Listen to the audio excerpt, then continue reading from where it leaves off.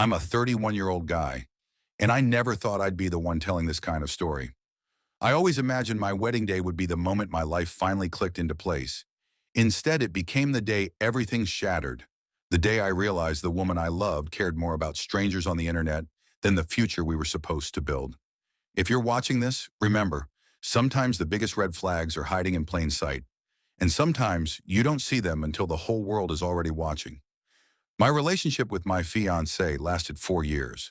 We were engaged for 18 months, long enough to build a life plan, long enough for families to blend, long enough for me to trust that I knew who she really was.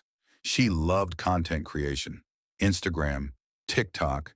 She wasn't famous, but with around 15,000 followers, she took it seriously. Her world revolved around trends, aesthetics, the perfect posts. I never complained. My hobby was woodworking, hers was recording her life. I thought those two things could coexist. I thought wrong. We planned a mid-sized wedding, about 120 guests, total cost somewhere around 47,000. I put in 22 grand from savings I'd spent years building. Her parents covered the venue and catering. My parents handled a chunk of the honeymoon fund. The morning of the wedding felt perfect. Clear sky, perfect temperature, the venue glowing in sunlight. My groomsmen kept me laughing. My nerves were the good kind, buzzing with anticipation. I was ready. I thought she was too. When the ceremony started, everything felt like a movie. She walked down the aisle looking beautiful, glowing in a way that hit me straight in the chest. I felt myself tearing up as she reached me.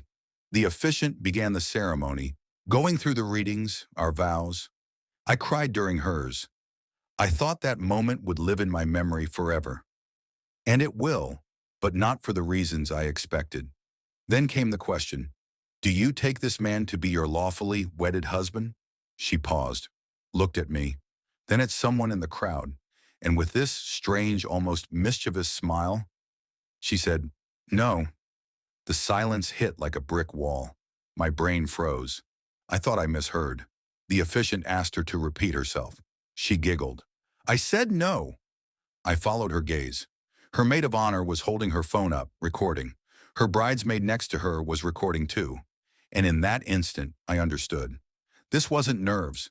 This wasn't cold feet. This was content. A TikTok prank. At our wedding, the officiant, an older man with absolutely zero tolerance for nonsense, closed his book. Ma'am, he said, if you are not prepared to take this seriously, I cannot continue. She panicked instantly. Wait, it was a joke. I was going to say yes. It's a trend. But he stepped back. Marriage is not a trend. I won't be part of this. She turned to me, eyes pleading, silently begging me to fix this. Something inside me snapped. In one moment, every ignored red flag, the retakes of engagement photos, the obsession with aesthetics, the need for constant validation, crashed down at once.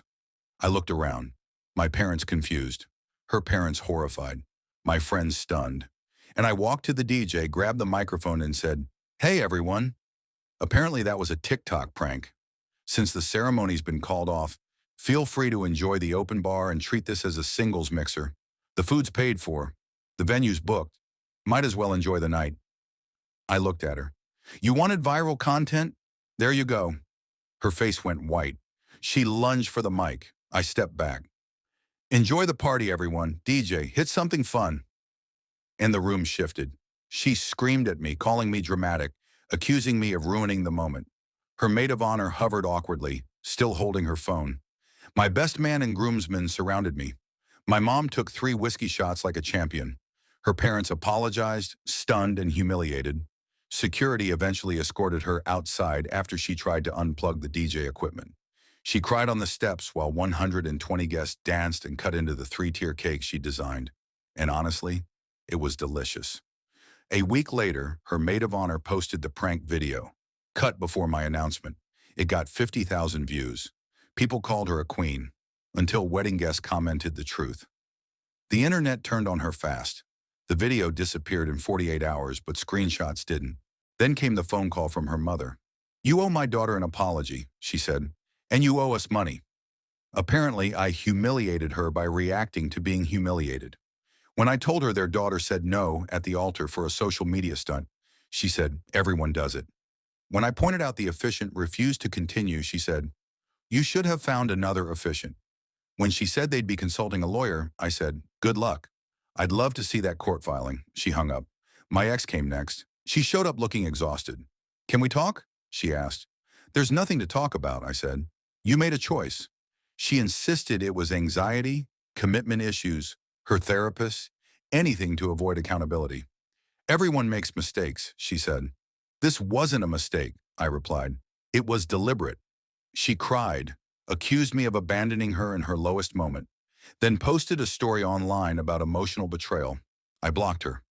3 weeks later, her family actually hired a lawyer demanding I reimburse them $18,000. Their argument? I converted the wedding for personal benefit. My cousin, a paralegal, laughed for a full minute. My lawyer called it a scare tactic. We responded with guest videos, the officiant's statement, documentation of my financial contributions, and a counterclaim. Their lawyer went silent. Then something wild happened. Her ex-boyfriend reached out. He told me she pulled similar stunts during their relationship, even fake broke up with him at his own birthday party for a Vine video. He said everything with her was content, every milestone recorded, every emotion dramatized. Hearing that was strangely validating. And then I found out she had planned the altar prank for weeks. Her bridal party knew. They coordinated angles. Nobody told me. Meanwhile, her social media spiraled. She posted about toxic masculinity, strong women, emotional abuse. Her followers ate it up, those who didn't know the truth anyway. Then a wedding guest who worked in marketing messaged me. Your ex is pitching herself as a speaker for wedding disaster companies, she wrote. She's trying to monetize this. I added that to the documentation too. Her dad finally called. Listen, son, don't call me that. He sighed. She hasn't been eating. She won't leave her room. Can we drop the lawyer stuff? I said, tell your wife to drop her claim first, then we'll talk. He said she really loved me. I said she loved content more. He hung up. 2 months later, the lawsuit dissolved. Their attorney told them they had no case. Her mother sent me one last venom-filled message blaming me for destroying their family. I forwarded it to my lawyer and moved on. The venue gave me a transferable credit, which I sold for $3,500. The DJ refused payment, calling it solidarity. The photographer sent me the pre-disaster photos for free. My parents supported me. My mom brought casseroles like someone died. Maybe something did. A wedding industry podcast reached out. I agreed to speak, under the condition I could review my quotes. I told the whole story. They invited my ex too, but she backed out when she learned I'd already spoken. When the episode went live, it surfaced whenever people Googled her name. 2 weeks later, her brother texted me. She tried pitching herself again. Companies saw the podcast and the full video. Nobody wants to work with her now. I felt, not joy, but closure. Her follower count dropped by 4,000. She pivoted to mental health content, posting about narcissistic relationships and emotional trauma, without a hint of irony. Her maid of honor unfollowed both of us. Her ex and I grabbed beers and laughed darkly about the whole thing. I've been focusing on myself. Therapy helps. Trust is a slow rebuild. I'm not dating yet. My apartment is completely redecorated.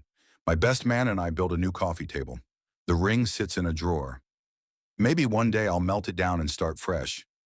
She emailed me 3 weeks ago apologizing again, asking for coffee, for closure, for conversation. I didn't answer. Some bridges burn for a reason, and if there's one thing I learned, it's this. When someone shows you their priorities, believe them. She chose a 2-second video over our future, and I finally chose myself. The cake was incredible, by the way. Best decision I made that day. If you were in my shoes, what would you have done? Drop your thoughts in the comments, share your take, and tell me, was I right to walk away, or would you have handled it differently?